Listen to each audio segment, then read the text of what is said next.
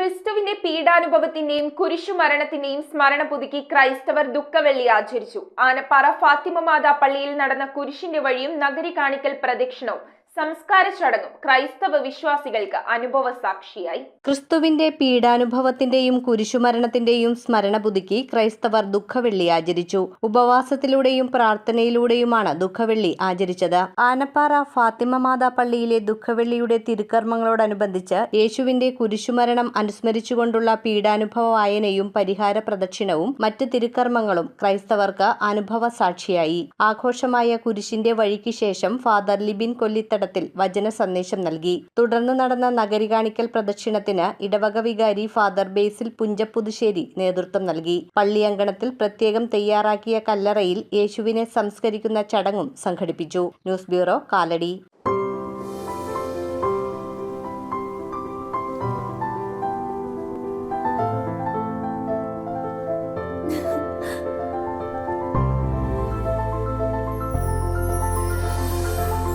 കളങ്കമില്ലാത്ത സൗഹൃദം പോലെ കലർപ്പില്ലാത്ത വിശ്വാസം. കല്ലൻസ് ജ്വല്ലറി.